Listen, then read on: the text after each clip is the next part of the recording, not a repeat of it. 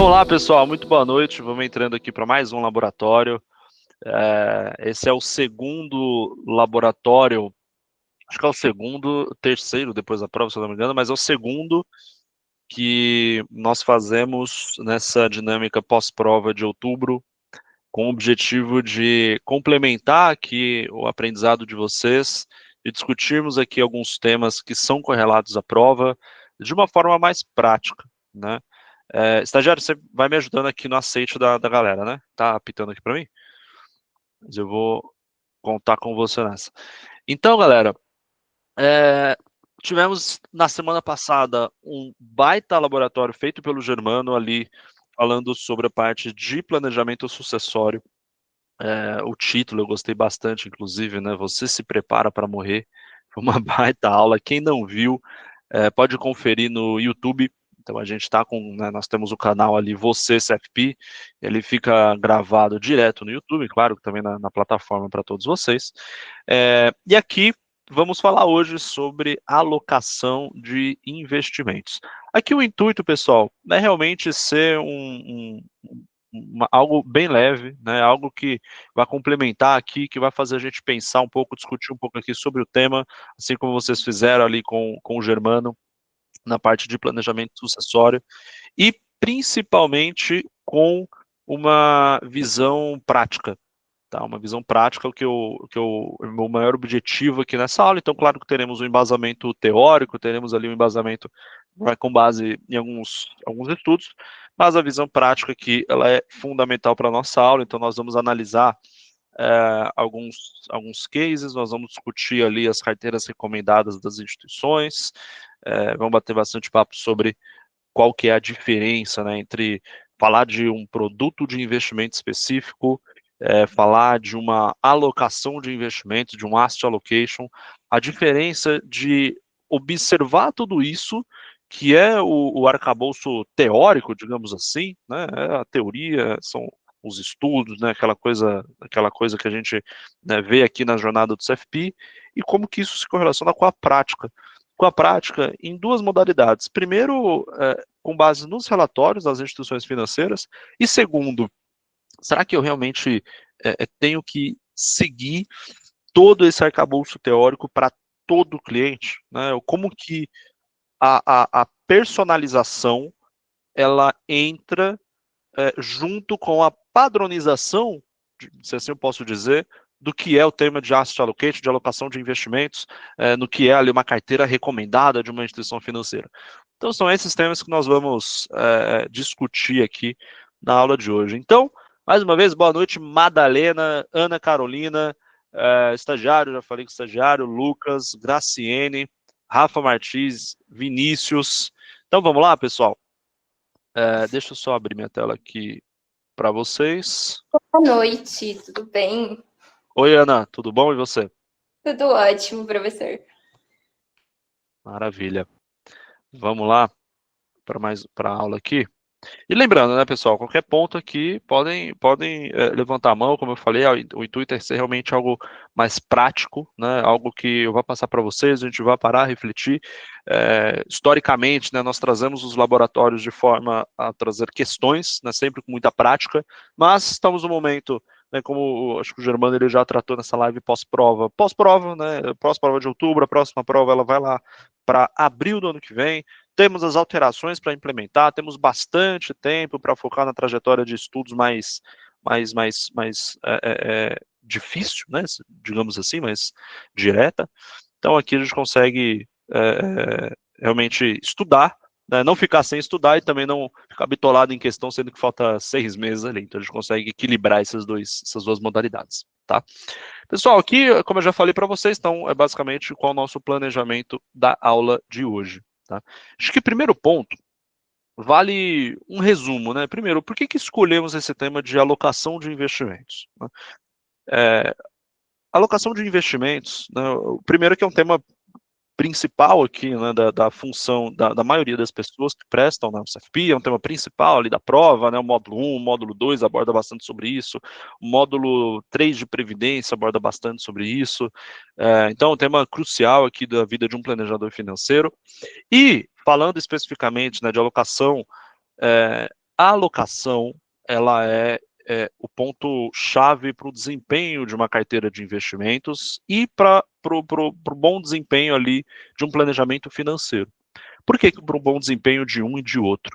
Vou mostrar alguns estudos para vocês, mas nós temos ali alguns dados que eu vou mostrar mais à frente, que mostram que a maior parte do retorno de uma carteira de investimentos, ela vem pela alocação macro ali daquela carteira, né? Ou seja, a definição de quanto que eu vou incluir em cada caixinha, né, em cada objetivo daquela carteira. Então, ali nós temos um gráfico de pizza, né, que resume bem o que é esse tal de asset allocation, que é a alocação de investimentos. Então, resumo, né, quanto que eu vou colocar em renda variável, em renda fixa, em alternativos, offshore, multimercados, e por aí vai, né, são as principais classes de investimento. A partir disso, eu entro, né, por exemplo, na parcela ali de renda fixa, que ali no gráfico está em 31%, quanto desse valor vai ser pós-fixado, IPCA, pré-fixado. Depois disso, a gente vai, né, uma análise top-down aqui. Então, depois disso, determinei a alocação de investimentos, determinei quanto que é pré, pós IPCA, vou determinar ali qual que vai ser o produto, CDB, fundo, ETF, né, COI, ações, o que que vai ser ali, né, na alocação, tá? Tiago, a aula fica gravada. A aula vai ficar gravada, sobe ali depois na plataforma e no YouTube também. Então, galera, esse é o principal ponto aqui, tá? Distribuição do capital entre diferentes classes de ativos, com equilíbrio de risco, retorno e liquidez, né? O principal fator que determina o comportamento de uma carteira de investimentos.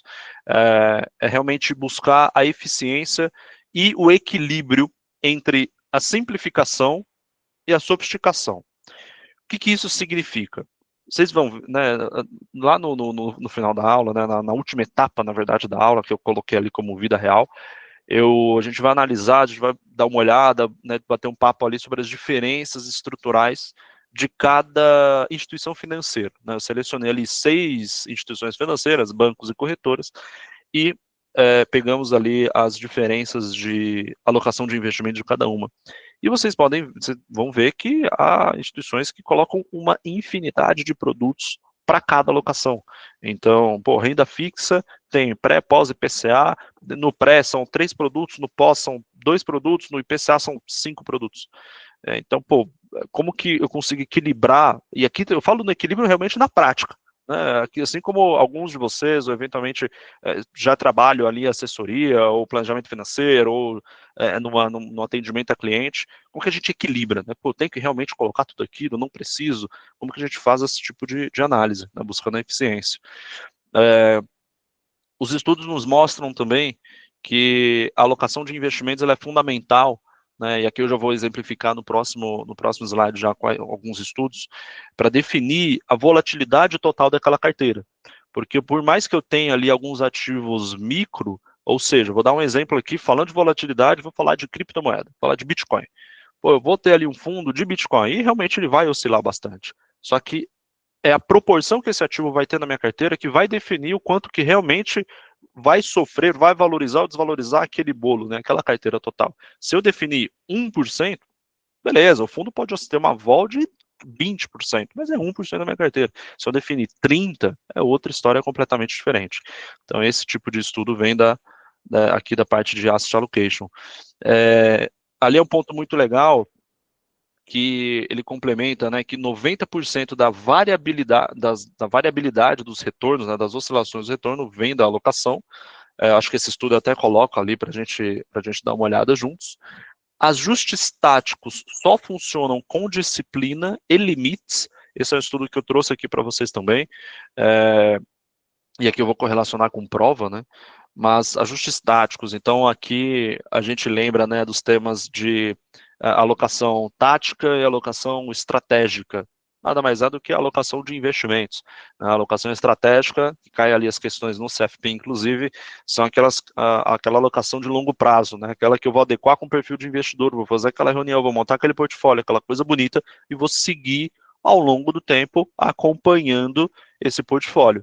E, claro, dependendo do mercado, dependendo do objetivo, fazendo ali, né, vou fazer eventuais alterações. Agora, o que esse estudo nos traz é um ponto interessante que essas alterações, primeiro, elas são necessárias para você ter uma rentabilidade superior à média de mercado, mas deve ser feita com muita ponderação, com muita disciplina, com muito limite. Porque uma vez que você se empolga muito, e aqui a gente entra no tema do comportamental, né, que o Germano gosta bastante de trazer, inclusive, né, as decisões elas não são muitas vezes racionais, elas são irracionais, elas são levadas pelo sentimento. Você se pega no sentimento de, pô, eu quero aproveitar uma oportunidade acima do que é o limite ali daquela carteira. Cara, pode ser que dê muito certo, beleza, maravilha, mas pode ser que dê muito errado também. Então, o que esse estudo nos traz, ele avaliou alguns fundos de pensão, se eu não me engano, justamente essa ponderação entre aproveitar a oportunidade, mas também, né, não demais, né, buscando ali um equilíbrio, um limite nesse tipo de decisão. Justamente, e aí correlaciona com o próximo tópico, né, para evitar decisões impulsivas ou enviesadas do investidor, né, buscando a consistência do portfólio e a adequação aos objetivos individuais. Então, quando falamos de alocação de investimentos, são esses aqui o slide que eu separei para a gente falar dos fundamentos, né, o porquê desse tema. E aqui, antes da gente entrar direto na prática, né, nos estudos, falando de prova, né, na prova a gente tem ali os conceitos, como falamos, da carteira tática, da alocação tática, da alocação estratégica, do CPPI, das formas de rebalanceamento, do buy and hold, né. Então, esses temas, eles são correlados, e às vezes a gente estuda, né, alguns temas, e foi inclusive um dos motivos que nós trouxemos esse tipo de laboratório, e fica muito abstrato, né, a mesma sensação que eu tinha quando eu tinha que estudar Bhaskara, na época da escola. Porra, para que eu vou usar isso, né, quando que eu vou usar esse negócio? Então, aqui é um pouco da materialidade desse tipo de conteúdo, né, como que a gente consegue ver na prática uma questão de alocação tática, alocação estratégica, como que eu consigo correlacionar isso com o dia a dia, lembrando, né, o dia a dia de um planejador financeiro, de quem atende cliente investidor e faz ali, né, esse processo de análise de carteira, né. Aqui nós temos, eu separei 3 estudos sobre alocação de investimentos. O primeiro deles é o mais famoso de todos, o Portfolio Selection ali do Markowitz, né, de 1952.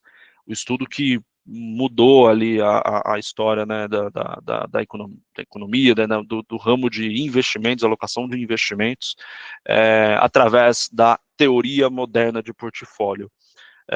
Aqui eu não vou me debruçar muito sobre, né, a teoria, tem aulas muito boas, técnicas ali do Germano explicando cada um dos pontos, mas o que é legal da gente entender aqui, que o Markowitz fez a análise, é que para cada nível de risco, existe uma combinação ótima de ativos de investimentos, né, de uma carteira de investimentos, através da fronteira eficiente, que eu vou colocar o gráfico ali daqui a pouco, do qual, a partir dessa carteira ótima, eu maximizo o retorno esperado, né. Isso é a teoria. Na prática, eu tenho aqui uma ação. Essa ação, ela valorizou 30%, 50%, né? É, porra, será que eu tenho que colocar tudo nessa ação, colocar uma carteira inteira nessa ação? Primeiro que a gente sabe que retorno passado não garante retorno futuro, né? Mas assim, como que eu encontro um equilíbrio de alocação entre um ativo que me deu 50% de valor de rentabilidade, o outro me deu 20%, outro me deu 10%, e eu encontro ali uma forma que eu tenha um nível de risco, porque eu sempre vou ter um nível de risco, mas uma rentabilidade adequada para aquele nível. Às vezes, eu tenho 50% de valorização em um ativo, mas uma volatilidade de 80%, né? Uma volatilidade muito alta. Se eu coloco um outro ativo na minha carteira de baixo risco, eu consigo equilibrar essa volatilidade e ainda assim ter uma rentabilidade muito expressiva, com muito menos vol. Então, é esse tipo de equilíbrio que o Markowitz trouxe ali nos estudos, através da teoria moderna do portfólio, analisando, inclusive, a correlação.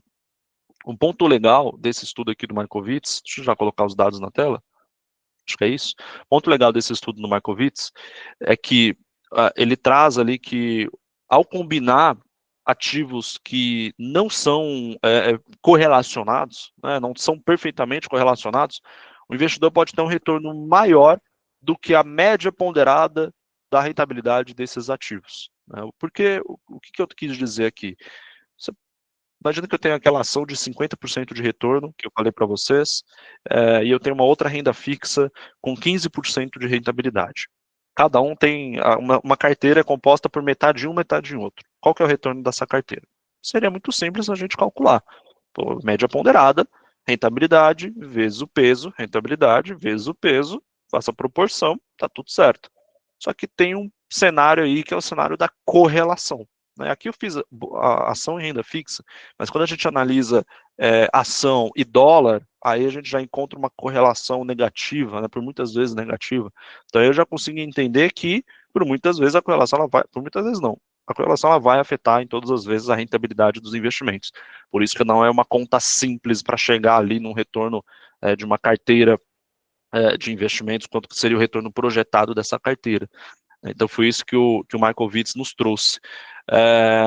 Ele, inclusive, que trouxe para a gente, né, então aqui o tema de risco sistemático e risco não sistemático, ele que iniciou esse dado, né, através do estudo da teoria moderna de portfólio, do qual ele correlaciona, ele traz, né, ele conceitua o risco específico de um determinado ativo e o que é o risco do sistema, né, o risco que todos os investidores estão correndo, independente ali da sua alocação. Um exemplo que eu sempre gosto de trazer é a pandemia. Né? A pandemia ali em 2020 foi um exemplo de risco sistemático, do qual, pô, dependente da ação que você tinha, né, o mercado inteiro desvalorizou, o mercado inteiro sofreu. Né? Depois, na verdade, 2018, acho que foi um pouco antes da crise dos caminhoneiros, teve uma baita desvalorização, Joesley Day, que foi um dia, faz já alguns anos, inclusive, de uma desvalorização abrupta ali na bolsa, mas a pandemia é um exemplo perfeito assim, do que seria um risco sistemático. Isso foi trazido ali pelo Markowitz, né? Isso tudo, né, esse gráfico aqui difícil, esses conceitos aqui, foi basicamente para trazer à tona, né, a ideia que hoje para a gente é muito simples, mas com aquela velha história de não coloque todos os ovos na mesma cesta.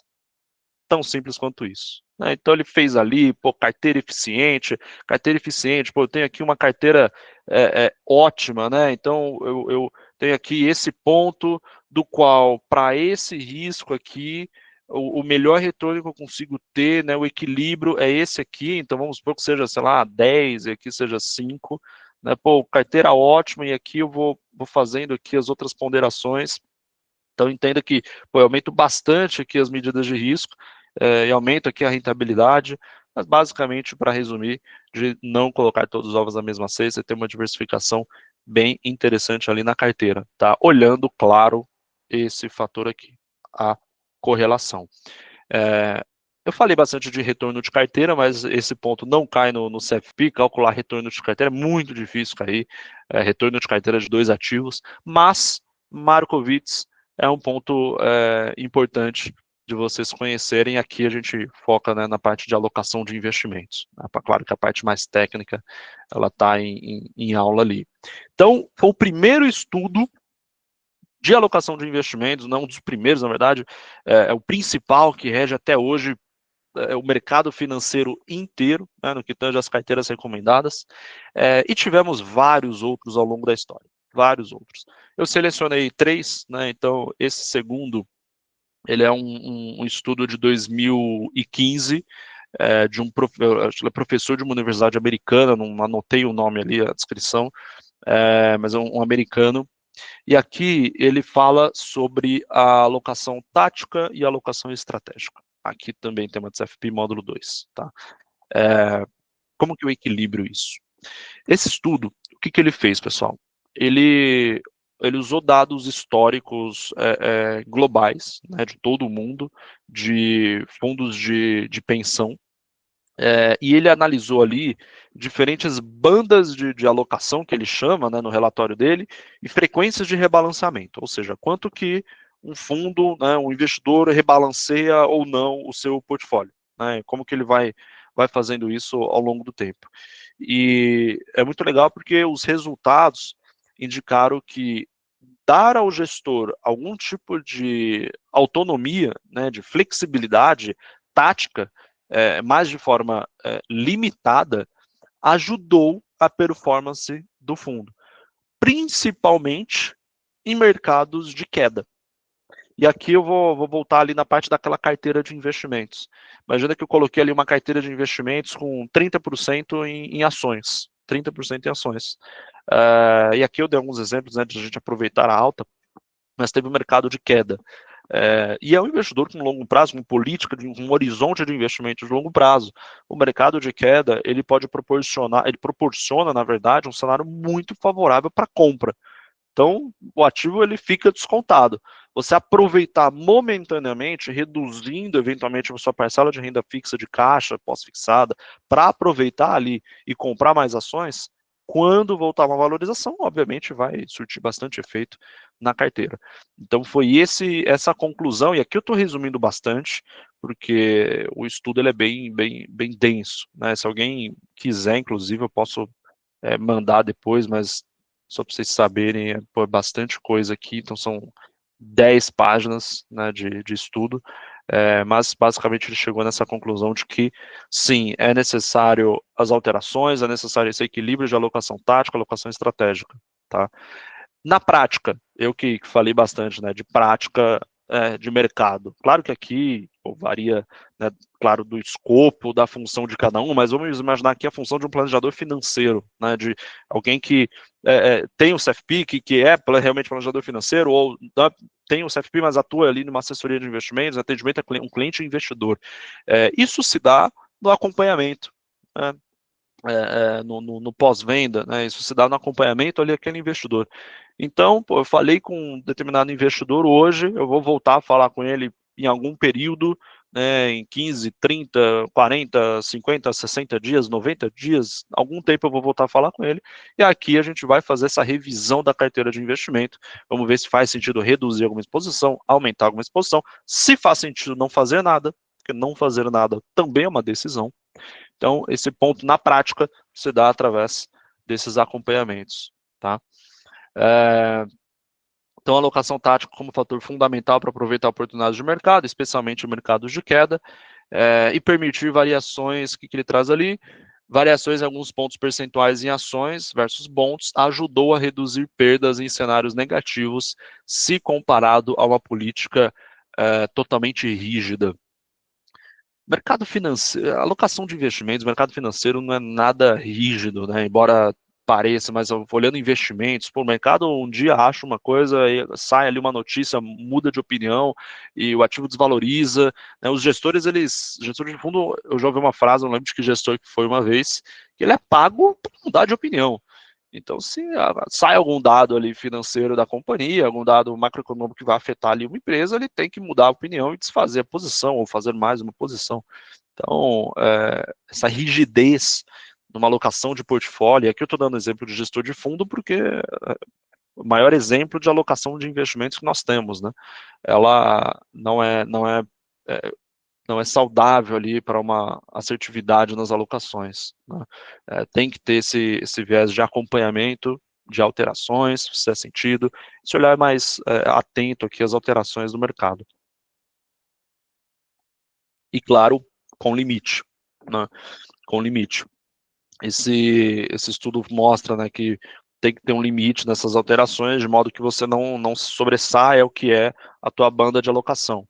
Então, uma vez que eu defino aqui, por exemplo, 10% em ações, eu tenho aqui uma banda de alocação. Posso ir até 12 ou 8. Assim como o sistema de meta de inflação, né? Meta de inflação, você tem uma banda ali que vai, né, pode alterar aqui a meta e tá tudo certo, está dentro do limite, né? E aqui nós temos um terceiro estudo, um estudo recente, estudo desse ano, né, de uma CFA. Ela foi publicado esse estudo, inclusive, na CFA Society, se eu não me engano. Cadê o estudo aqui? É isso, do CFA Institute, que é na parte de research do CFA. E ele faz uma análise da performance do portfólio 60-40. É muito comum a gente ouvir isso, né? 60-40, 70-30, 80-20, 90-10, 50-50, e aí vai, né? Ou seja, uma parte em ações, uma parte em bonds, né? Em renda fixa, e eu vou acompanhando esse negócio ao longo do tempo. E ela traz uma perspectiva histórica e coloca histórica nisso, dados desde 1900 até 2022, inclusive. Prós e contras da carteira de 60 ações e 40 em bonds, né, em renda fixa. Um ponto interessante que esse estudo é bem específico, que ele traz as diferenças geracionais e regionais desse tipo de alocação. O que eu estou querendo dizer aqui? Os investidores, que ela chama dos baby boomers, né, nos Estados Unidos, e na Austrália, aproveitaram um século XX favorável, né? A alta de ações, a queda dos juros, o crescimento do mercado, aquela expansão americana, aquela coisa, né, louca. Enquanto os millennials, né, a geração mais recente, os baby boomers, eu não lembro a data exata, mas acho que a geração de 70, 80, tem que buscar ali depois os 60, e os millennials são os mais novos. Enquanto a geração dos milênios, elas enfrentaram retornos um pouco mais modestos desse mercado, né? No Japão, por exemplo, uma alocação dessa de 60-40, ela resultou apenas em 2,95% de rentabilidade real no longo prazo, né? E teve alta volatilidade. Por quê? Devido a décadas perdidas, que ela chama ali nos estudos, e juros muito próximo de zero. Então, essa alocação de 60-40, né, ações e renda fixa, ela muda de acordo com a realidade de cada investidor. Nós, brasileiros, temos aqui não é um intuito, é comum, né, a gente investir a maior parte do nosso valor aqui no Brasil, né, em títulos brasileiros. Dificilmente o brasileiro, né, ainda está começando, está iniciando, o investimento fora, embora seja uma crescente, né, relevante, mas ele é muito ínfimo. Então, isso é diferente do investidor americano, que é muito mais acostumado a investir no exterior, né, do investidor japonês, por exemplo. Então, quando você vai para essas outras regiões, há as diferenças ali numa alocação de investimentos. Então, isso traz um ponto para a gente, que esse tema aqui que estamos falando, ele não é um tema cravado em pedra, claro que tem os estudos, mas até como eu vou passar na prática ali para vocês daqui a pouco, né, olhando os relatórios dos bancos, não é cravado em pedra, cada um vai ter a sua visão e vai ter a sua tese. Algumas se provaram vencedoras ao longo do tempo, mas o que foi vencedor para um investidor pode não ser para outro, e é aí que a gente entra no nosso trabalho, né, de adequação às carteiras. Mas isso a gente vai falar na prática, né, vamos voltar aqui no estudo.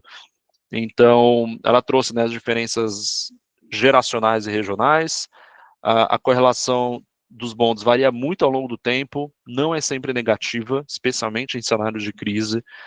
Cenários de crise, tudo desvaloriza, né? Então, esse é um ponto interessante. Tudo, estou generalizando, né? Mas os ativos podem desvalorizar de forma geral. Diversificação internacional dentro de 60-40, para quem? Né? Então, assim, um investidor de 85 anos, faz sentido, né? Vou montar uma carteira de 80, 60, 40 ações, conta internacional, remessa de dólar. Pô, não faz muito sentido, né? Claro que varia de cada investidor, estou generalizando aqui, mas assim, um bom senso, né? Faz muito sentido, diferente de um investidor jovem, tá acumulando patrimônio, né? Outro panorama de vida. Então ela traz essa visão para a gente aqui nesse estudo. Além disso, né, os investimentos alternativos, eles tendem a aumentar o retorno e proteção em alguns cenários. Então, private equity, fundos imobiliários, ativos que eles consideram, os hedge funds, né, que lá eles têm ali os hedge funds, os investimentos de modo geral alternativos, eles tendem a aumentar o retorno, aumentando também a volatilidade, né? Então é importante a gente ter ponderação com esse tipo de investimento. E aí ela até traz esse estudo que esses investimentos eles vêm com mais retorno, mas geralmente à custa de maior volatilidade e, consequentemente, a redução do Sharpe, né, da eficiência da carteira. Outro exemplo, né, as commodities e o real estate, né, mercado imobiliário. Esse tipo de investimento principalmente, né, quando a gente analisa isso num olhar de longo prazo, eles proporcionam um hedge inflacionário, né, uma proteção inflacionária, reduziram perdas em alguns cenários. Então você pega, vou dar um exemplo aqui do ouro, né, o ouro, um exemplo mais próximo, valorizando, sei lá, 30, 40, 50% nos últimos 12 meses, tá uma loucura. Os investidores buscando ouro, teve uma queda abrupta agora de uns 9%, mas tem valorizado bastante. Quem tinha ouro na carteira, estava muito bem, né? Em períodos em que o Bovespa sofreu um pouco ali no ano passado, estava muito bem. Então, assim, eles seguram a rentabilidade, eles te ajudam, mas vai trazer muita volatilidade também, afetando o Sharpe da carteira. Então, no final das contas, é entender ali o que faz sentido para aquela carteira de investimento. A carteira de um fundo de pensão, de um fundo de investimento, é diferente da carteira de investidor pessoa física de 100 mil reais, que vai ser diferente de alguém de 1 milhão de reais, vai ser diferente de alguém de 150 milhões de reais. Né? Então, essas adequações ali ao longo do tempo, do perfil do investidor, é essencial. O Adriano até falou, o fundo ouro multimercado está excelente. Pô, tudo de ouro está muito bom. Fundo multimercado de ouro, ETF, cara, COI, seja o que for, pô, o ativo específico, cara, tá realmente muito bom, valorizou bastante. Né? Então, assim, isso tem salvado a rentabilidade das carteiras. E é isso que ela traz. Outro ponto, né? Falando desses ativos mais alternativos, criptomoeda. Né? Ela traz ali que o Bitcoin, né, e cripto de modo geral, embora possam. O Bitcoin é um ponto interessante aqui nessa parte de alocação de investimento. Por quê? Porque entenda, imagina que existe uma ponderação, né? Então imagina o Sharp, né? Pô, eu ganho ali 20% e corro 10 de risco. O outro eu ganho 21 e eu corro 8 de risco. Porra, eu tô ganhando mais e correndo menos risco, né? O Bitcoin, ele é uma discrepância muito grande, né, entre todas as outras classes de ativos. Do mesmo modo que ele traz a rentabilidade em cenários de alta ali, do criptoativo, a volatilidade ela é extrema, então isso movimenta muito a carteira. Né? É isso que ela traz nesse estudo também, sendo recomendado em proporções minúsculas, conforme o estudo que ela traz aqui, né, da alocação 60-40.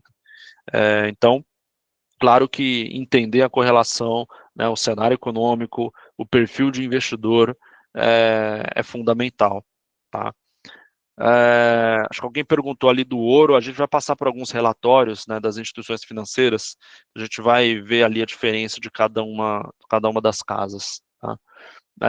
Aqui são alguns estudos, então, pessoal, acho que desse daqui, né, acho que um ponto a mais deixa eu ver se eu anotei aqui, mas acho que é isso, entender a correlação, cenário econômico e o perfil do investidor é fundamental, exatamente. Então, esses 3 estudos foi basicamente para a gente contextualizar e vocês terem aqui um embasamento teórico, né, do que é um asset allocation. Aqui, né, o ponto focal é a definição da classe macro, e a gente volta naquela pizza que eu mostrei lá no primeiro slide.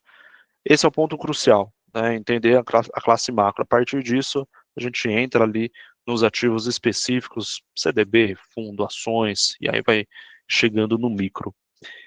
E aqui, eu acho que a parte mais legal, mais prática, eu separei alguns relatórios de algumas casas, então tem XP, BTG, Itaú, Santander, C6 e tem mais uma que eu vou abrir agora aqui para vocês. Então, vamos lá. Deixa eu colocar aqui na tela. Cadê? Ó, XP, essa daqui é do C6. Da Ágora, lembrei agora. Da Ágora, tá? Aqui tem os estudos, tá, pessoal? Então, os 2 estudos que eu mostrei ali. Do Markowitz é fácil de achar, mas 2 eu posso mandar para o estagiário, ele dispara ali depois. Esse daqui é um, né, que eu mostrei. Estudo de 10 páginas. Até fiz algumas anotações aqui, mas assim, acho que a gente conseguiu resumir bem o que cada um tende a nos mostrar. E esse foi o último. Né? Esse aqui é bem mais extenso, então ela analisa vários cenários, desde 53 páginas aqui, é bastante coisa. Tá? Deixa eu até fechar esses 2. Aqui, galera, qual que é o intuito? O intuito é trazer prática. Né? Então, deixa eu ver se eu consigo trazer a carteira recomendada. Não, deixa eu trazer o Asset Strategy, que é melhor. pegar outro relatório, porque é o seguinte, né, a gente estuda a teoria, a gente conhece ali os indicadores, né, os estudos, Markowitz, como que isso, os bancos, né, as corretoras, uma assessoria de investimento, a vida do planejador financeiro, o CFP, que vai montar uma carteira para o seu investidor, como que isso se dá ali nas recomendações. Deixa eu achar o relatório aqui. Cadê? Ah, o relatório tá... Pera aí, pessoal.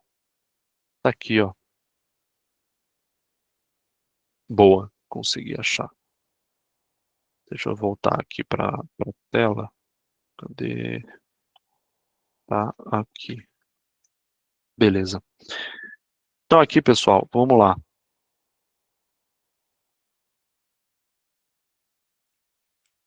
Que eu vou começar pelo relatório do BTG, mas como eu falei para vocês, a gente vai passar por outras casas, né? Vamos entender basicamente as diferenças. Isso é bem legal, a gente fomenta aqui o discurso, fomenta a nossa visão, é bem legal esse tipo de relatório, vocês podem, todos são relatórios abertos, busquei todos aqui no site das instituições financeiras.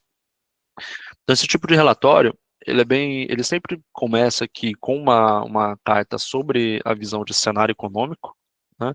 Então, a visão do banco ali sobre o cenário macro, o que aconteceu no global, o que aconteceu no Brasil, gráficos, muita tecnicidade, né? E aqui o que eu gosto de trazer, né, nessa parte de estratégia de ativos, aqui é um ponto legal que ele traz a rentabilidade de cada indicador, aqui detalhamento por classe de ativo, aqui é um ponto muito interessante, né? Aqui a gente já começa a entrar na visão da instituição financeira. E aqui é o que a gente vai comparar, né, essa prática de alocação de investimentos com o dia a dia. No cenário que estamos hoje aqui, né, outubro de 2025, BTG Pactual está ali abaixo do neutro, está underweight, que eles chamam, né, abaixo do neutro em pós-fixado. Isso significa que se é para uma carteira de investimentos ter eventualmente 20% em pós-fixado, estamos alocando um pouco menos, né, ou eu tenho uma visão de redução dessa classe posteriormente, né? Eu estou olhando essa classe, eu mantenho 20, mas eu estou olhando essa classe com menos atratividade do que eu estava olhando antes. Aí cada instituição vai ter a forma de trazer isso na prática, né? Então, pós-fixado de forma under, né? Provavelmente, questão ali de queda de juros, que é a projeção que nós temos a partir do ano que vem, com base no relatório Focus, já projeta ali uma Selic de 12,5, e aí as casas de investimentos, os bancos, eles vão mudando ali, tendo as suas projeções próprias. Isso já muda quando a gente vai para a alocação de inflação. Aqui é um ponto interessante. Então a gente vê aqui, de forma resumida, a BTG under em pós-fixado, né, mas alocando bastante aqui em títulos de inflação, principalmente inflação longa e pré-fixado. Né? Hoje a gente tem um nível de taxa bem interessante, principalmente nesse tipo de ativo aqui de inflação longa. As NTNBs, se a gente for ver, né, tá acima de IPCA mais 7, né, tá IPCA mais 7 e pouco, então aqui a gente tem, IPCA mais 7,8, IPCA mais 7,5, 7,2, né, os títulos mais longos aqui pagando bastante. Os pré-fixados já caíram, mas ainda está no patamar de 13, 13,60, 13,70. Então, pré-fixado, esse banco está olhando com bons olhos. Neutro para ações, neutro não quer dizer nem positivo, nem negativo, e under aqui para a parte de alternativos. E aqui, aí ele explica, né, o porquê, então o porquê de uma classe, o porquê de outra, né, ele justifica. E aqui a gente tem, então, que é o que os bancos fazem, né, as corretoras, as instituições, a carteira recomendada, aqui. Com base nisso, nós temos os perfis de investidor, aqui, ó. É isso que eu queria mostrar para vocês. E chegamos na carteira recomendada, que é aquela pizza que eu mostrei lá no começo da nossa aula, lá no slide. Carteira recomendada para um investidor. O BTG Pactual, ele separa, né, os investidores em 3 perfis: conservador, balanceado e sofisticado. Vocês vão perceber uma diferença bem interessante, não sei se alguém já notou, mas vou mostrar depois a do Itaú. Vocês vão ver uma diferença razoável entre essa recomendação. Mas aqui o banco ele fala, né, de 82,5% para renda fixa, 10% para multimercado, cadê? 7,5% para renda variável. Percebam aqui exatamente o que a gente estava conversando ali nos estudos, né, nos fundamentos. as classes de ativos. Ele até nomeia dessa forma, né? Então, a classe de ativo renda fixa é 82,5. Depois eu vou entrar no pós-fixado, no crédito e tal. E por último eu entro no produto financeiro, né? Claro que no dia a dia, eventualmente, você já atende um cliente investidor, não necessariamente é assim, mas em conversas para revisão do portfólio, para realmente estabelecer uma carteira, é muito interessante a gente começar pela classe de investimento. Deixa eu fazer um parênteses aqui, né? Claro que esse ponto que eu trago, né, é uma ótica, é um ponto de vista, uma forma de você visualizar a montagem de uma carteira de investimento pela classe. Eu posso ter outras óticas, né, outros pontos de vista. Exemplo, o investidor tem um objetivo. Então, eu tenho lá 10 milhões, vamos supor. Tem 1 milhão, tem 100 mil, seja o valor que for. Eu falei 10 milhões porque dá para a gente fazer mais coisa, né? Dá para separar melhor ali os valores. Mas assim, para uma parte eu quero comprar um imóvel para daqui 2 anos. Para outra parte, já pretendo deixar para minha aposentadoria. Para outra parte, eu quero deixar para os meus filhos que daqui 5 anos provavelmente estarão iniciando a faculdade e eu quero poder já pagar ali a faculdade dos meus filhos. Para outra parcela, é a minha reserva de liquidez, a minha reserva de oportunidade, reserva de emergência. Então, isso é uma ótica, é um ponto de vista. Aqui eu estou trazendo o ponto de vista, que é o nosso tema, da alocação de investimentos como ela se dá no conceito, né, no CFP, no que a gente estuda, nas questões, né, então claro que dia a dia ali muda um pouco essa ótica de montagem de uma carteira, né. Então aqui a gente vê essa diferença entre os perfis. Então a renda fixa que começa em 82,5, ela vai para 69, cai para 56,5 de acordo conforme o perfil de risco, né? Ele vai aumentando e a gente percebe o aumento também das classes com risco mais elevado, como o multimercado, de 10 para 15 para 20. Renda variável, por exemplo, aqui é um ponto de diferença. BTG inclui 7,5% de renda variável para um cliente que ele entende ali como perfil conservador do banco. Uma diferença, né? É um ponto. Aqui ele traz a carteira reduzida. Então aqui foi até um ponto que eu comentei com vocês lá no início. Pô, eu tenho que fazer tudo isso? Né? Não, aqui acho que é um guidance, né? É como o Waze. Você tem um caminho, né? Você que vai dirigir ali para chegar naquele caminho. Então eu tenho um caminho, eu tenho uma orientação. Com base nisso, eu adequo ali para a prática do investidor. E aí a gente chega naqueles cases, né, de entrevista. Monte uma carteira de R$1 milhão para o investidor XYZ, com perfil tal.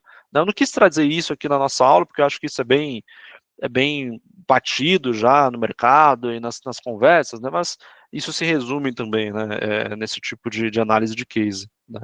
Então aqui é um exemplo do BTG, uma carteira completa, uma carteira mais enxuta, né, com 7.000% para o conservador em renda variável, e esse negócio vai aumentando. Quando a gente vem aqui, vamos agora ver a do Itaú. E aqui a gente começa a ver as diferenças entre as casas, né? Então, muito legal, porque cada casa ela vai interpretar de uma forma.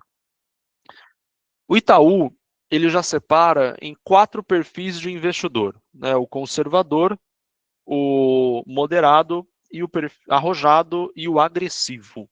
Então, mais detalhado. Aqui, mesma coisa, ele traz esse contexto de cenário macroeconômico, Estados Unidos, Brasil, global. E aqui a gente entra na carteira recomendada, tá? Começando pela classe de ativo. Aqui a gente pode observar que a renda fixa, deixa eu ver se ele traz aqui embaixo, não, é isso mesmo. A renda fixa ela é uma parte muito relevante para o investidor conservador, de modo que eu não tenha, né, renda variável.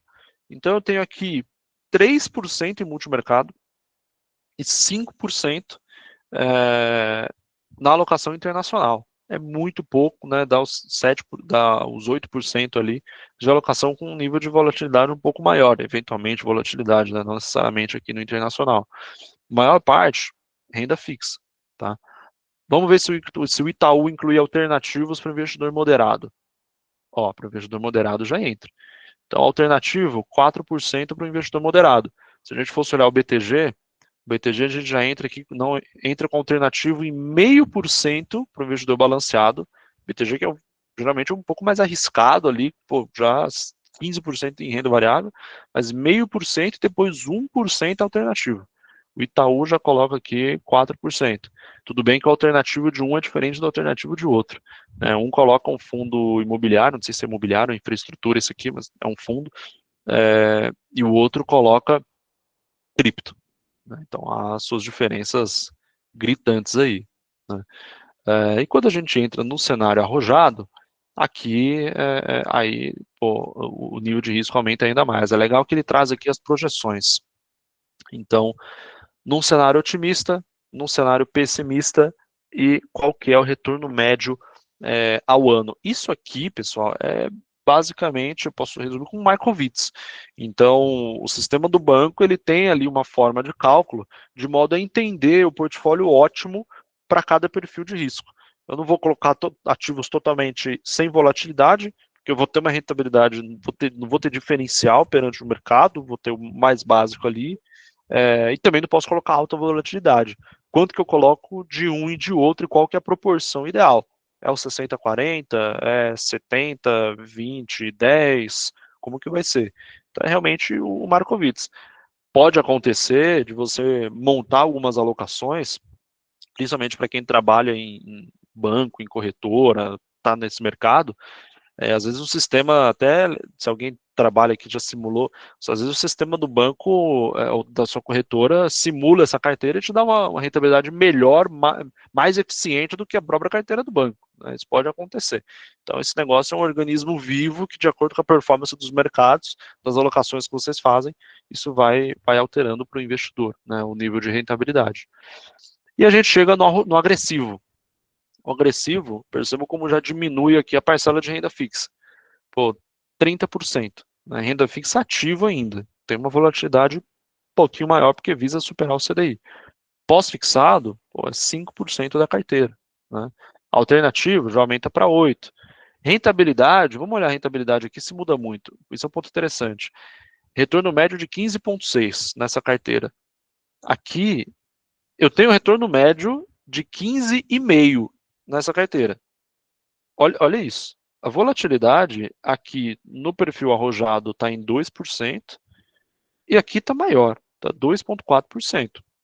Então, assim, tá ali diferente, né? Estou colocando mais risco, não estou tendo uma rentabilidade, um retorno médio tão expressivo. Mas isso muda, vamos ver se isso muda. Ó, isso nem muda muito de acordo com os cenários, de acordo com essa alocação aqui recomendada do Itaú. Então, cada casa vai ter as suas distribuições, né, que ele traz para a Evelyn. Vamos dar uma olhada rápida aqui da XP. XP também, que é outra casa, geralmente tem uma volatilidade, um risco maior, né, assume mais risco ali nas carteiras. Ponto interessante aqui é que nós estamos vendo carteiras gerais, né, genéricas, mas esse conceito todo que nós falamos, ele vai se estender de uma certa forma para as carteiras específicas de ações, por exemplo, carteira de fundo imobiliário, carteira de cripto, carteira de ETF, uma vez que eu tenho que observar as correlações, né, como que esses ativos se comportam juntos. Né? Esse é um ponto interessante ali numa alocação de investimentos. Então a XP, mesma coisa, renda fixa Brasil, o que cada, né, o que eles veem ali para os indicadores. Esse tipo de relatório é muito bom.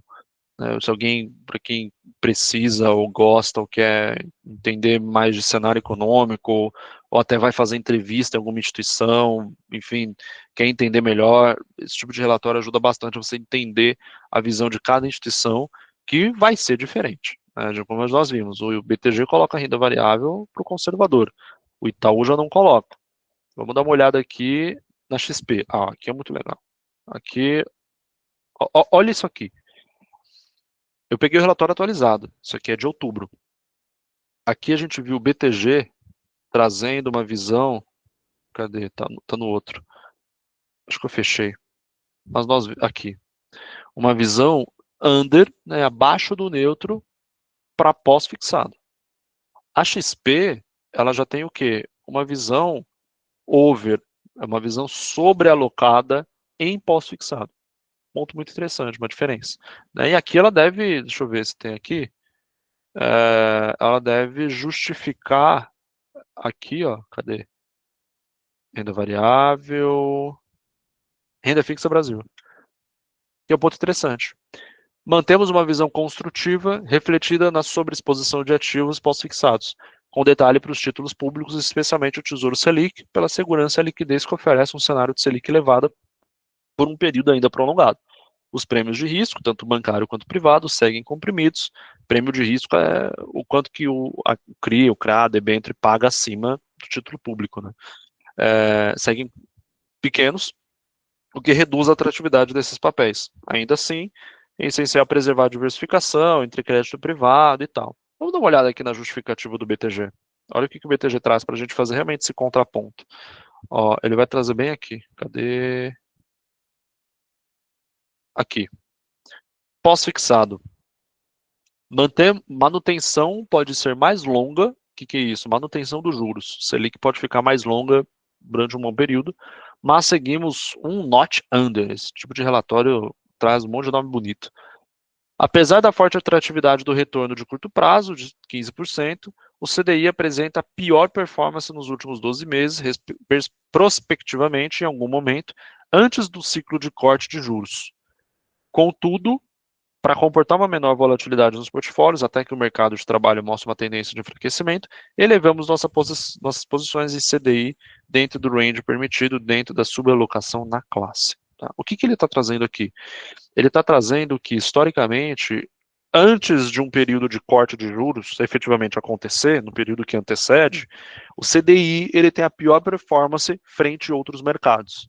Eu já vi esse tipo de gráfico, não sei se algum dos relatórios tem, mas uma vez que você tem uma perspectiva de corte dos juros, o mercado financeiro antecipa tudo.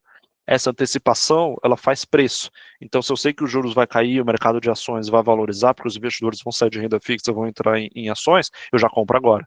E os grandes investidores fazem isso de modo a já valorizar. Aqui, claro que eu fiz um exemplo genérico, né, mas é isso que acontece e é isso que o relatório traz.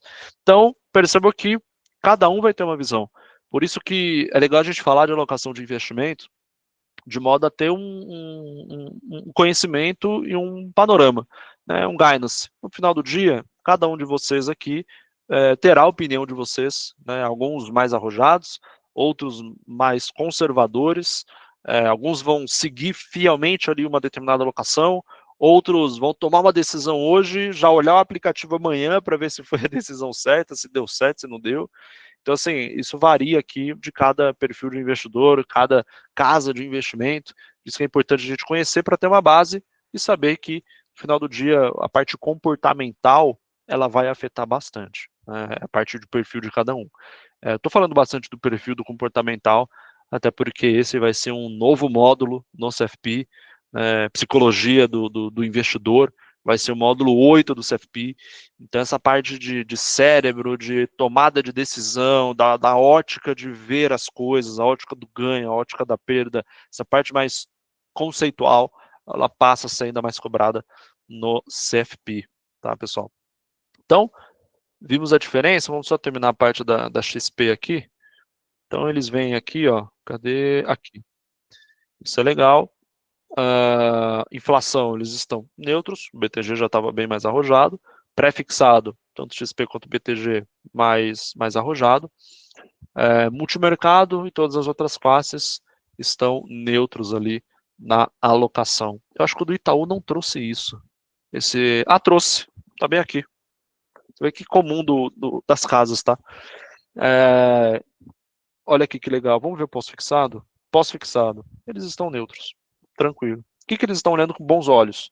Pré, estão gostando bastante de pré-fixado, cenário de queda de juros, já vou deixar pré-fixado ali uma taxa, né, então faz bastante sentido. O que mais? Ações, eles estão olhando com ponto positivo, nós vimos que XP não está, né, o BTG também está neutro, mas o Itaú já está olhando ponto positivo. Quem que levantou primeiro? Lucas e Bruno. Não sei quem foi primeiro, acho que foi o Lucas. Vamos lá, Lucas. Beleza? Acho que você está no mudo, não estou te ouvindo. Desculpa. Vamos lá. Deixa eu te perguntar. Primeiramente, realmente, mas. Segundo, esses relatórios, é possível fácil tempo ele ou está exclusivo para cliente? Consegue. Direto no É, site deles? consegue. Não entendi? Direto no site deles? Direto no site. Ali é fácil de achar. Acho que da Ágora foi mais difícil de eu achar, mas assim, Itaú, carteira recomendada.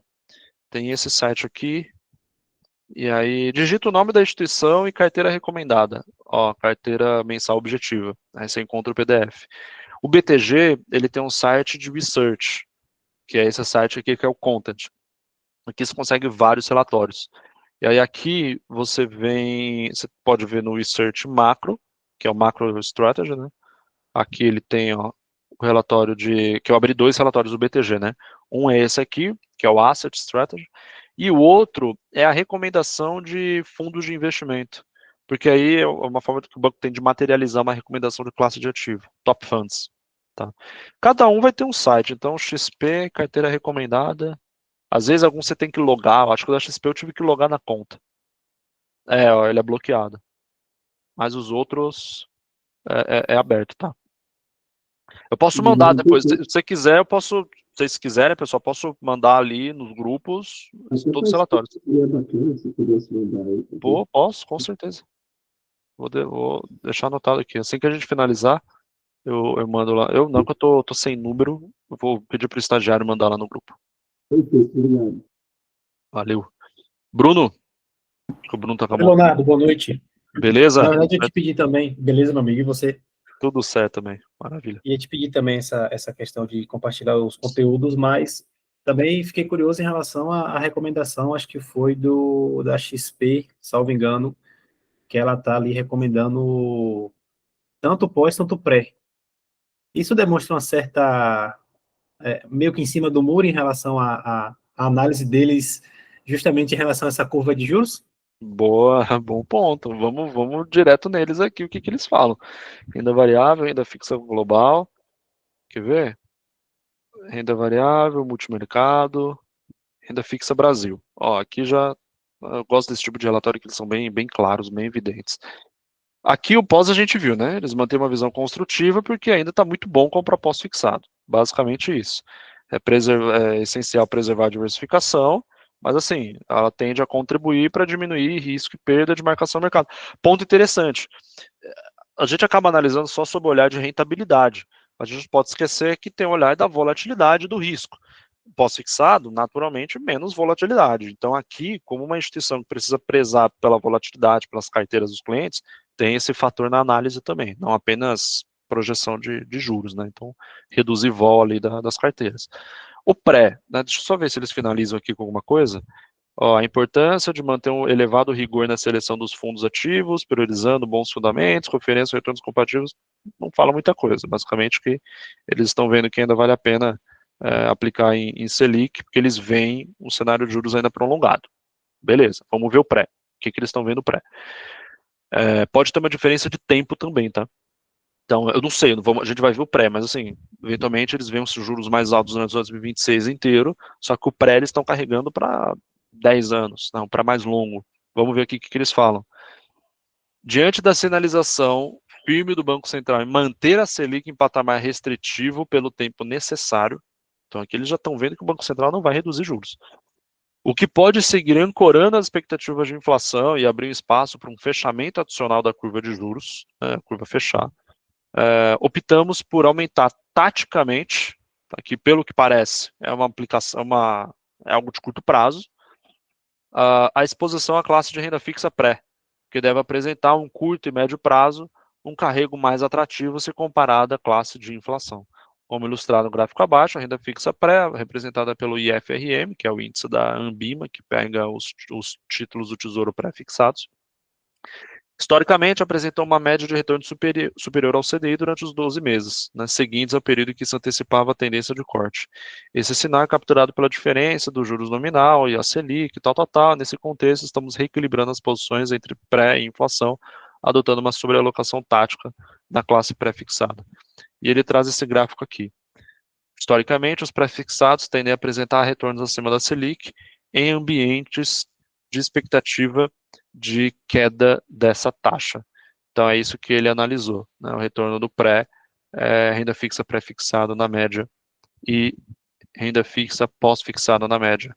Aqui ele analisou os retornos, né? Então, pré-fixado na média, que é essa linha amarela, teve um retorno superior do que a média dos ativos pós-fixados.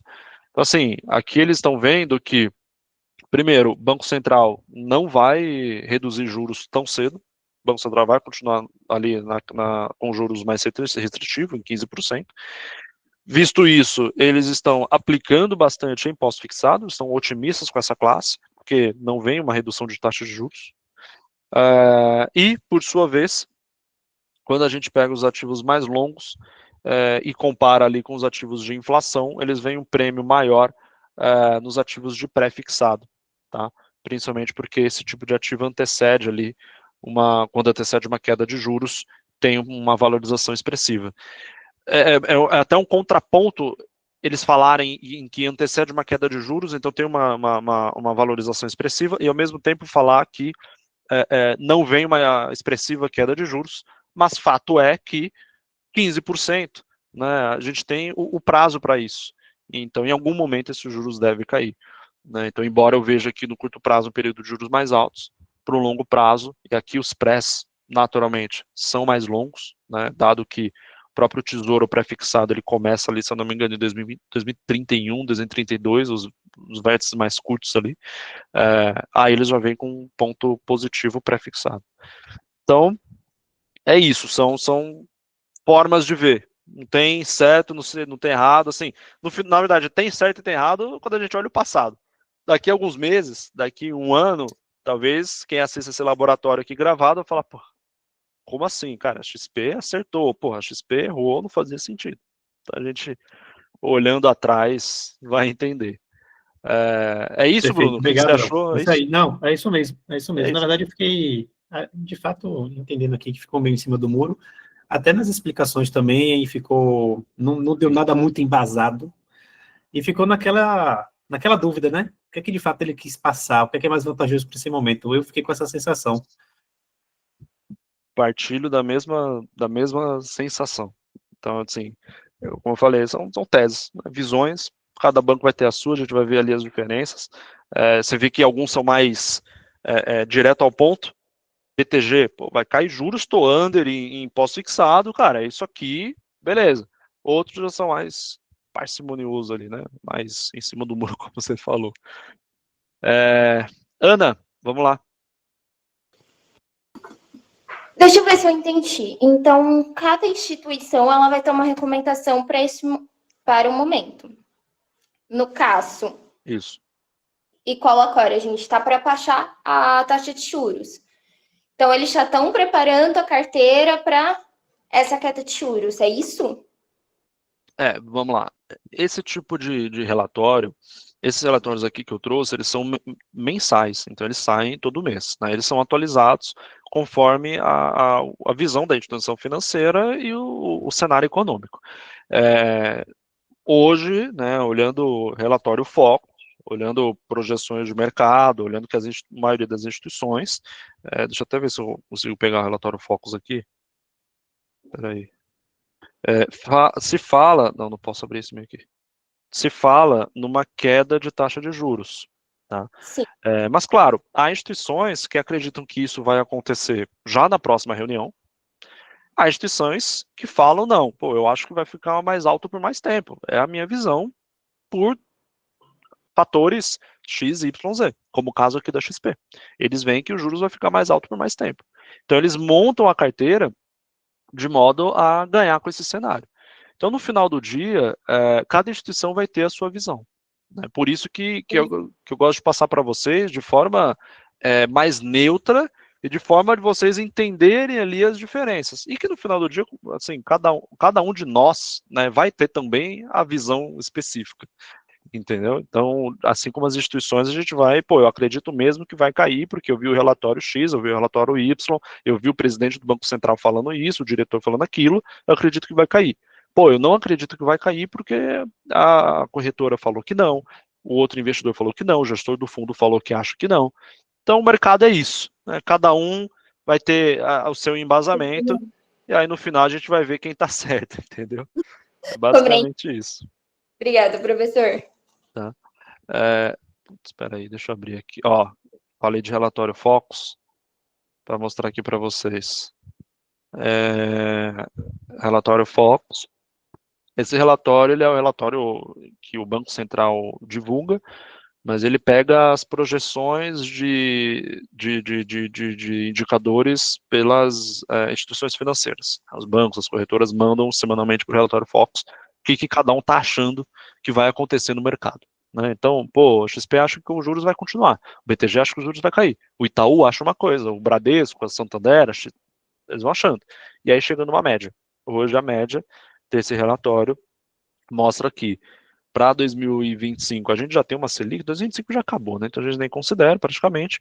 2026 o relatório enxerga uma taxa de juros Selic de 12,25, né? O IPCA de 4,20. Então, quando eu falo relatório Focus, é com base nessas projeções, que já pega as projeções de todo o mercado financeiro, né? A maior parte das instituições. Tá? Suzana, vamos lá.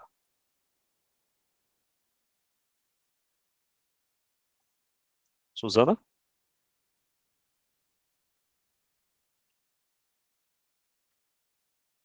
Não, Lidiane.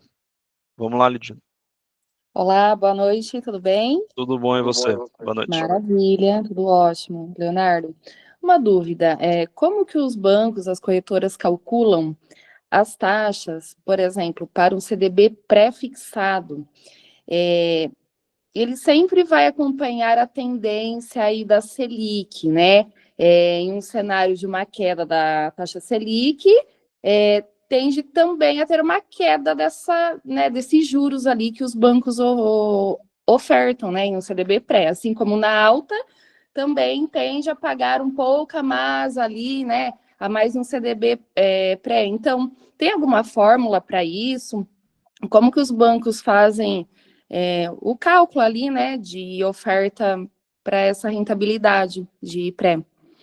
Claro, pô, excelente pergunta, Lidiane, muito boa.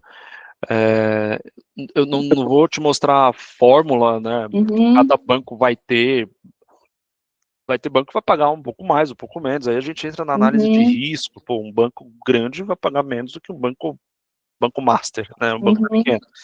Então, tem esse fator de risco de crédito. Vamos falar de taxa, né? O que define taxa? Juros futuros. É isso, né? Que são contratos de negociação de juros ali no mercado futuro. Esses contratos, deixa eu mostrar aqui para vocês. Eu tenho uma tela que mostra vários contratos. Deixa eu ver se eu acho dados gráfico taxa média que mostra os vencimentos. Mas é com base nos juros futuros, que juros futuros entenda como um contrato uma ação, né? Algo que eu compro ali na corretora. E aí eu vou ter uma valorização e uma desvalorização, vai oscilar, né? E aí os investidores, com as suas expectativas, compram e vendem esses contratos diariamente, principalmente investidores institucionais, fundos, tesourarias, bancos, empresas, etc. E isso reflete a minha perspectiva. Então, pô, eu acho que os juros futuros, eles vão aumentar muito, eu vou comprar, vou ganhar nessa valorização. Pô, eu acho que vai cair muito, eu vou vender e vou depois fazer a operação short. Então, eu vou vender e depois eu compro mais barato e faço uma operação apostando na queda. E isso, no final do dia, vai dando preço. Vou pegar um dos que mais são negociados. Vai bloquear. Deixa eu ver se eu vou conseguir mostrar para vocês.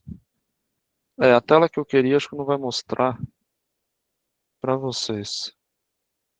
Tá, deixa eu voltar ali. Um dos que mais são negociados é o contrato de juros futuros DI 2030. Para vocês buscarem isso, basta buscar esse código aqui. DI 1F30. Tá? Tem até análise da XP, das corretoras. Isso aqui é a precificação de juros. Com base nisso, e aqui a gente tem até o gráfico, né? nós temos a definição de todas as taxas de títulos pré-fixados, tá? Seja CDB, seja Tesouro, seja CRI, seja CRA, debênture, o ativo que for. Então, diariamente, quando você olha lá o CDB, ontem ele estava com uma taxa de 14%, hoje ele abriu com 14,1%, né? Pô, os juros futuros teve uma alta, 14,2, depois voltou para 14,1, 14, 13, os juros futuros teve uma queda, e aí o banco ele usa esse indicador para precificar o ativo, né, o seu CDB pré-fixado.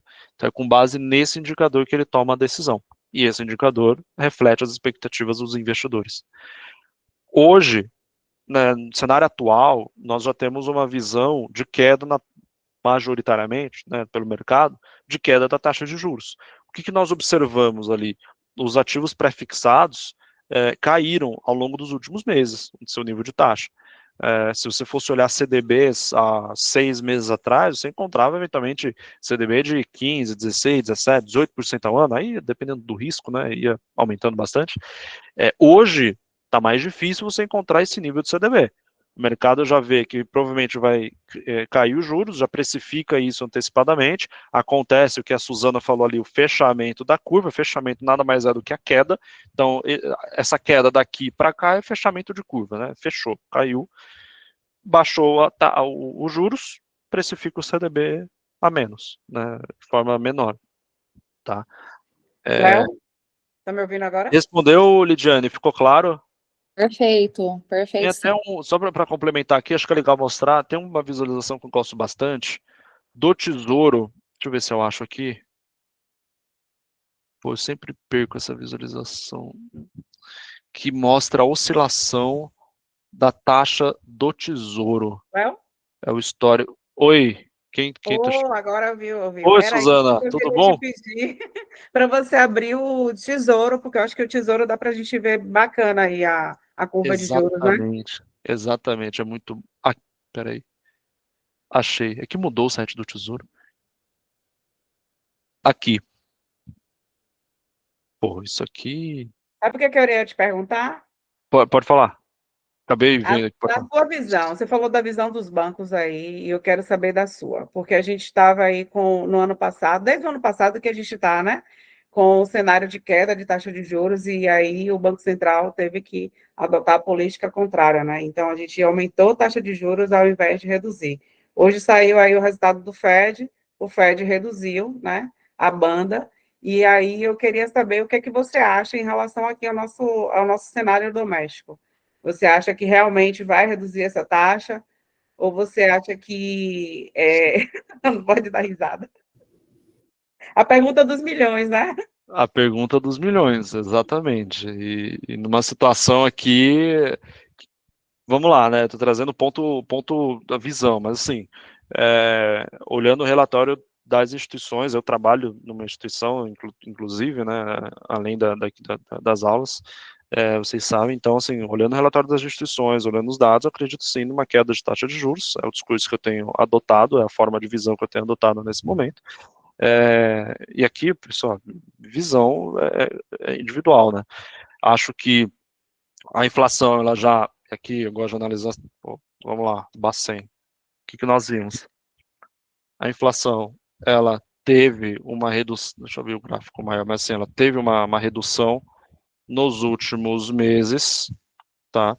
Então, algo que ainda está fora da meta.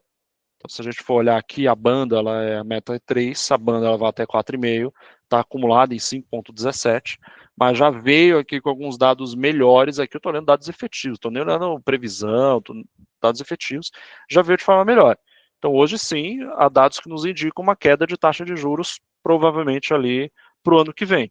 Não sei se para um patamar de 12%, como diz o relatório Focus, mas queda de juros provavelmente tende a acontecer, até porque você manter uma economia no patamar muito restritivo durante um alto período de tempo, você chega um momento que você trava, né, o potencial da economia, você trava ali o potencial de consumo, a base monetária, e aí isso não é bom para o país, isso não é bom para ninguém, né? Dado que investidores, pô, deixa 15% ali no banco, tá tranquilo, em vista de investir na empresa e fazer investimentos produtivos. Então, acho que esse patamar restritivo que a gente está vivendo, ele já está próximo do seu fim, com base nas informações que eu tenho hoje, na forma como eu gosto de visualizar o mercado, e a gente tende, sim, a ver um cenário de queda de taxa de juros. Não vou nem, assim, às vezes a gente ouve alguns ruídos, né, de, pô, ano que vem é ano eleitoral, né, mas assim, se eu for considerar que isso pode ter algum tipo de interferência, aí a discussão, ela vai para caminhos, assim, bem aleatórios, né, então não vou nem considerar esse ponto mais político, até porque hoje a gente tem independência do Banco Central, em tese. Então, assim, vejo o cenário de queda de taxa de juros, sim, tá? Embora a gente tenha que fazer isso com muito controle, tá bom?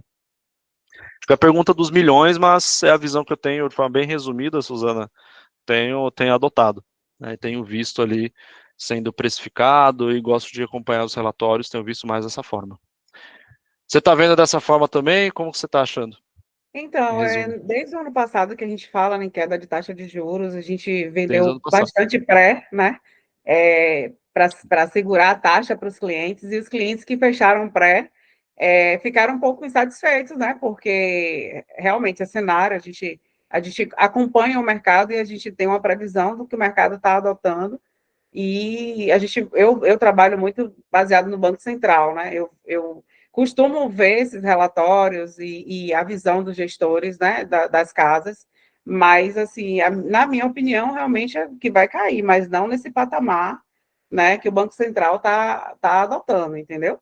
Eu acho que é uma queda muito brusca e a gente precisa ter essa atratividade ainda, né? Porque a taxa do FED, mesmo que tenha reduzido, eu ainda acho uma taxa muito elevada, entendeu? Exatamente, você trouxe um ponto bom que é a taxa do Fed. A gente não pode, assim, cenário de juros a 2%, acho muito difícil, não existe. O Brasil não é país para juros de 2%, né? Que, claro, trazendo minha visão, assim, não é país para juros de 2%, a gente tem que pagar muito mais, dado ser uma economia emergente, e ainda com a queda de taxa de juros por parte do Fed, é um cenário elevado. E só para traduzir um pouco para às vezes quem não está no mercado, assim, da mesma forma que eu preciso ter uma rentabilidade maior numa debênture do que no título do Tesouro, né, porque eu vou correr risco, então preciso ganhar mais, olhando o mundo é a mesma coisa. Então, qual que é o livre de risco, livre de risco entre aspas, né, qual que é o ativo, o país mais seguro do mundo para se investir, a maior economia do mundo, Estados Unidos.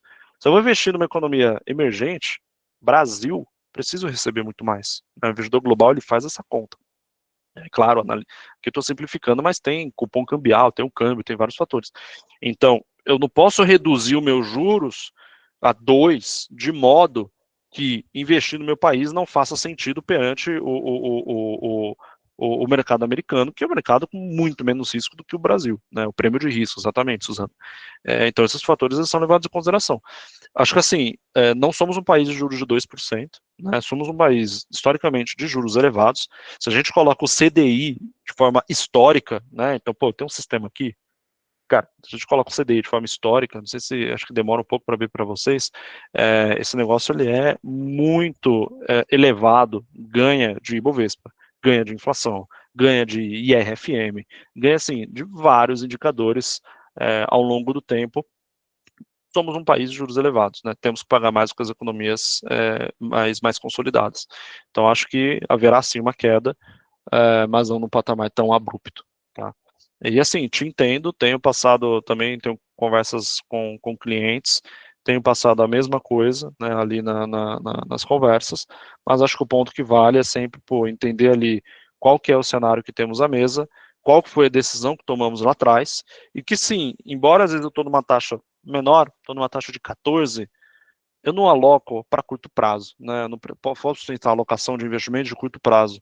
O investidor ele demorou eventualmente anos para adquirir aquele patrimônio, então essa alocação é sempre para longo prazo, né? Quando o cenário de juros cair, o investidor vai te agradecer por ter feito ali uma taxa pré-fixada, e é isso que provavelmente tende a acontecer.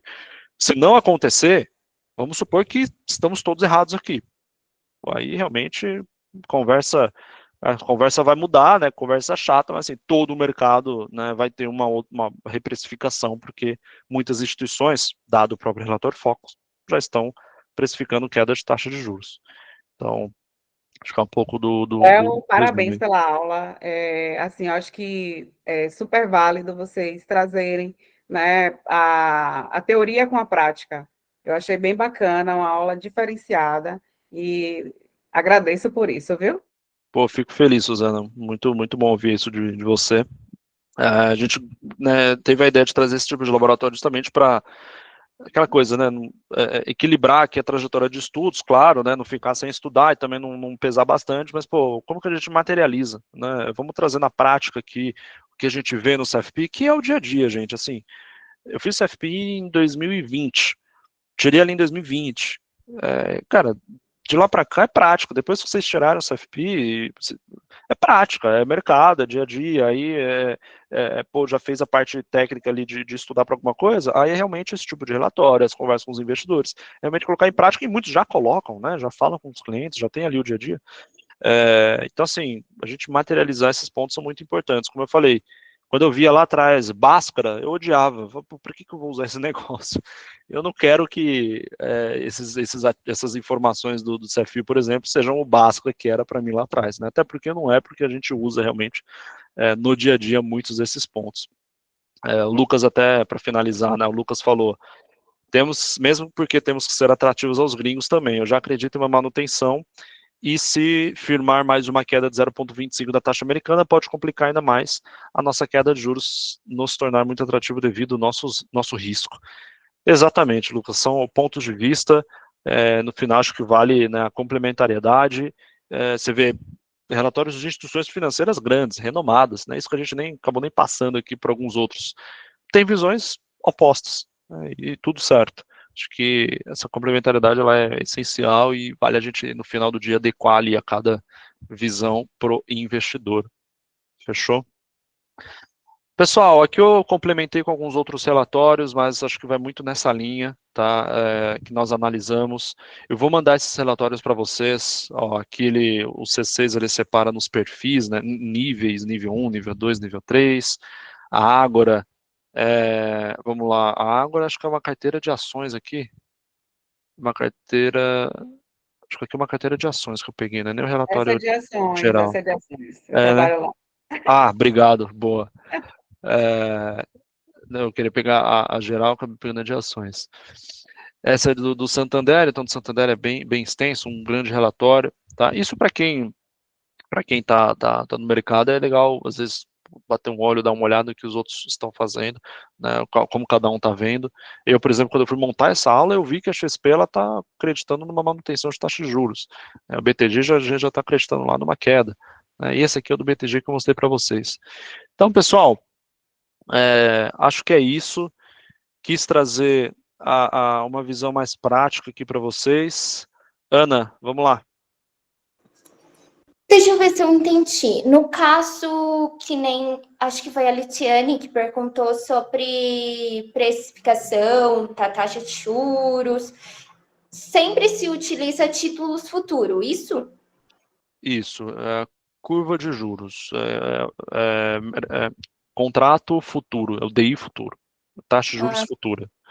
Então, o mercado ele olha e precifica quanto que vai estar os juros, né? E essas precificações, essas oscilações acontecem diariamente, né? Com base nas negociações do mercado futuro. E aí, com isso, você tem uma definição de preço, né? É até um ponto interessante. Qual que é a diferença, então, de uma projeção de mercado futuro e uma projeção do relatório Focus? Relatório Focus é achismo, são analistas. O analista pega e fala, Banco Central, minha projeção é essa. Beleza. Então vamos aqui, relatório Focus. Pô, o relatório Focus está falando que em 2028 a Selic vai estar 10. É achismo. Juros futuros têm dinheiro na mesa. Então, os investidores compraram aquele contrato com aquele preço, acreditando naquilo. Então, a métrica assim, ela é mais, não digo mais coerente, mas ela é mais palpável, né? Tem dinheiro ali. Então, realmente é uma precificação, tanto que é usada para precificação dos CDBs, né? Como ela perguntou. Aqui, só para finalizar, né? Até trazendo esse ponto, Ana, foi bom que você me lembrou. No site do Tesouro, ele traz a oscilação do preço dos títulos públicos. Então aqui, o que, que a gente vê? Ó, eu peguei o Tesouro pré-fixado 2028, nos últimos 30 dias. Olha a taxa do título. Então, no dia 7 de outubro, estava pagando 13,51%. Hoje, está 13,08%. Então, isso mostra que, nitidamente, olha isso aqui, nos últimos 90 dias, saiu de 13,5 para 13,08. Vamos pegar aqui o 2032, olha isso aqui, de 13,89 para 13,62. Consequentemente, o preço aumentou. Então, olha o nível de oscilação que a gente tem num título como esse, no pré-fixado. Isso não vai acontecer no CDB. E o CDB, diferente do Tesouro, ele não vai ter marcação mercado. O CDB ele é mais constante ali nos bancos, né? Você vai marcando todo dia pelo preço. Quando você coloca para vender, aí tem o preço do dia. Mas num título como a LTN, NTNF, os títulos do Tesouro, ou um crédito privado, um debênture, CRI, CRA, ou um fundo de investimento, aí você já tem isso diariamente sendo marcado por essa oscilação. E é com base nisso que marca o CDB lá do banco. E esse preço vem dos juros futuros. Obrigada, professor. Fechado? Pessoal, é isso. Deixa eu ver se tinha mais algum ponto. Acho que não. Cadê o slide? É isso aí. Então, pessoal, foi isso. Falamos aqui bastante de alocação de investimentos. Vou mandar para o estagiário, para ele mandar para vocês esses relatórios. É bem interessante. Então, quem eventualmente nunca tinha visto, vale dar uma olhada nos relatórios. Os bancos soltam muito relatório. Casas, eu não vou citar a preferência aqui para os casos, mas assim, as instituições financeiras fomentam bastante essa parte de relatório, de análises, né? Então, é bem interessante a gente conhecer essas visões. Isso é repertório, né? Isso fomenta para a conversa com o investidor, para a prática no dia a dia, para uma entrevista e, claro, né, nada melhor também do que fomenta para o CFP. Então, quando vocês estudarem lá o Marcovitch... Vou mandar a do Safra e a do Bradesco para você, viu? Você compilar também. Boa, obrigado, Suzy. Eu fiquei com dificuldade de achar do Bradesco. Eu ia trazer do Bradesco. Me manda, por favor. Que aí eu anexo para encaminhar em conjunto. É o banco que eu queria ter trazido também. Fechado? Pessoal, obrigado. Ronaldo está por aí também, prestigiando a aula. Eu vi ele aí. O professor Ronaldo está aqui com a gente. Muito bom, pessoal. Obrigada. Tchau, boa noite. Léo, parabéns pela aula, meu querido. Valeu, obrigado.